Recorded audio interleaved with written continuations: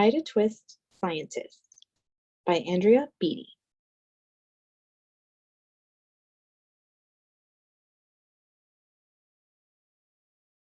Ida Marie, Ida Marie, said not a word till the day she turned 3. She bounced in her crib and looked all around, observing the world but not making a sound. She learned how to climb and made her big break, with a trail of chaos left in her wake. She ran through the day chasing each sound in sight, and didn't slow down till she conked out at night. Her parents were frazzled, but tried not to freak, as Ida grew bigger and still did not speak. Clearly, young Ida, with lots in her head, would have something to say when it ought to be said. That's just what happened when Ida turned 3.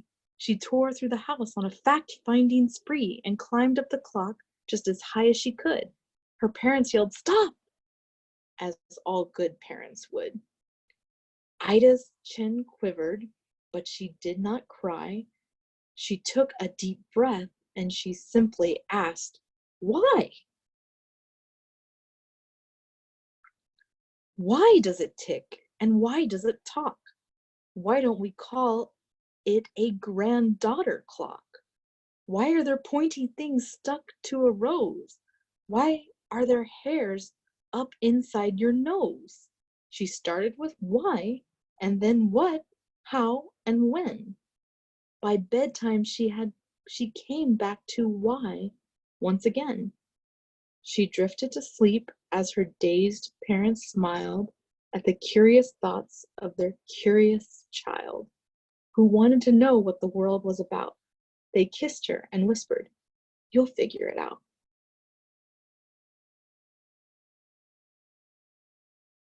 Her parents kept up with their high-flying kid, whose questions and chaos both grew as she did.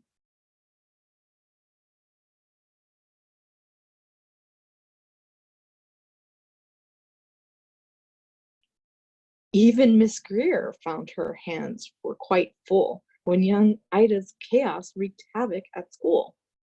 But this much was clear about Miss Ida Twist. She had all the great traits of a great scientist.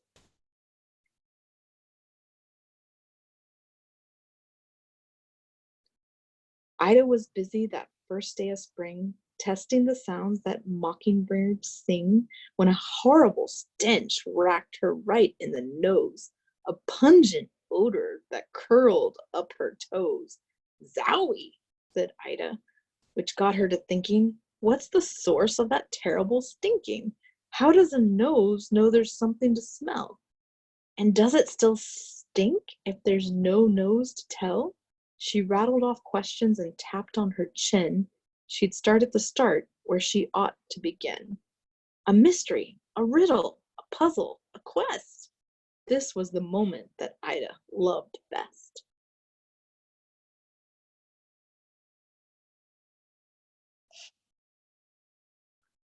Ida did research to learn all she could of smelling and smells, both the stinky and good. One hypothesis Ida thought could be true, that terrible stink came from Dad's cabbage stew. She tested and tested, but soon Ida knew it was time to come up with hypothesis 2. Then zowie, the stink struck again, just like that. Hypothesis 2, it's caused by the cat. The cat couldn't make such a stink on its own. It needed perfume and some fancy cologne. So young Ida tested. The test was a flop. She started again, but then her parents yelled, "Stop!"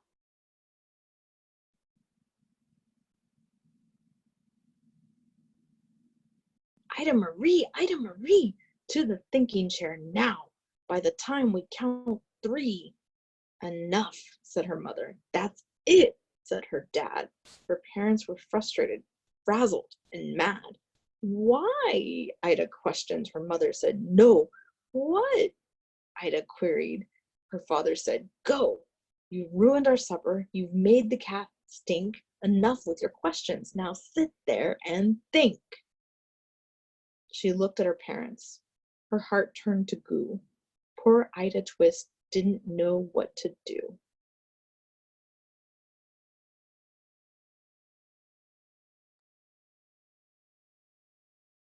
She sat all alone by herself in the hall, and Ida once more could say nothing at all.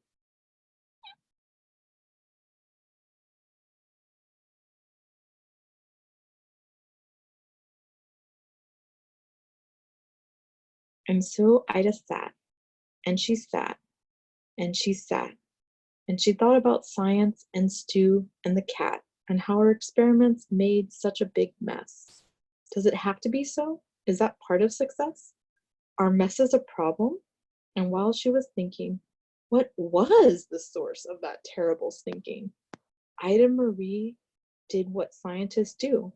She asked a small question, and then she asked two. And each of these led her to 3 questions more. And some of those questions resulted in 4. As Ida got thinking, she really dug in. She scribbled her questions and tapped on her chin. She started at why, and then what, how, and when.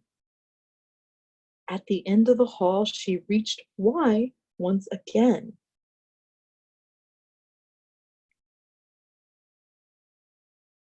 Her parents calmed down and they came back to talk.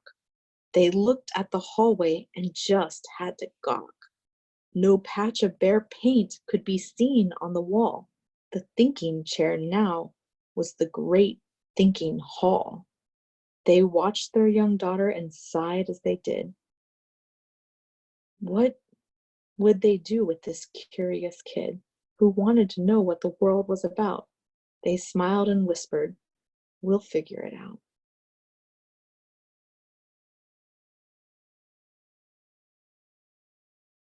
And that's what they did, because that's what you do when your kid has a passion and heart that is true. They remade their world. Now they're all in the act of helping young Ida sort fiction from fact. She asked lots of questions. How could she resist? It's all in the heart of a young scientist.